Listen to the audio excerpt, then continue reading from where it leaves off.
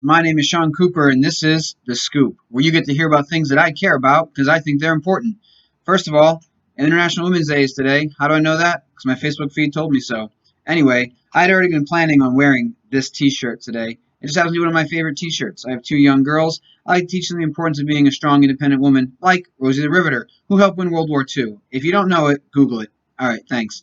That said, the thing I really want to talk about today is contentment. As a father, I'm trying to teach my kids contentment all the time. Why? Being content is very important. Uh, my house is not the biggest house on my block. That's okay. I'm content with it. I worked hard for it. I was able to buy it. I maintain it. I'm content with it. Would I like to have a bigger house? Yeah, that'd be great. Do I want to put in the time, work, and effort in order to get a bigger house? No, I don't. I enjoy working just 40 hours a week. I also work some other side hustles as well. Nothing illegal, but I make some money other places too. Anyway, my daughter and both my daughters and my wife were over at my father-in-law's house one night. My father-in-law, he is a gadget freak. He loves to have just awesome, amazing gadgets. It's one of his hobbies. It's great. He decided to make popcorn for my girls. So he made popcorn with one of these industrial movie theater sized popcorn makers. All right. My girls thought it was great. They saw it popping the corn and spilling out, and they were jumping up and down and shouting and laughing. And it was dinner and a show, or snack and a show for them. And then they also watched the movie afterwards. So it was like snack, it was show, snack, then another show. Just you can't. It's great. America, great place to live. I highly recommend it. Anyway, so the next day when my girls and my wife were back at my house, they were making popcorn with our very regular popcorn maker. Nothing fancy, nothing big, nothing super entertaining. Still fun for my girls to measure out the kernels, pour them into the maker, and let it pop the corn. And they still got to enjoy popcorn and a movie. And my daughter, who is 4 years old, turned to my wife and said, "This popcorn maker is way smaller than Grampy's, but that's okay. It's just the right size for us. It's just right for us." That was a great moment to talk about contentment with my girl. Grampy, yes, has a very big, nice popcorn maker.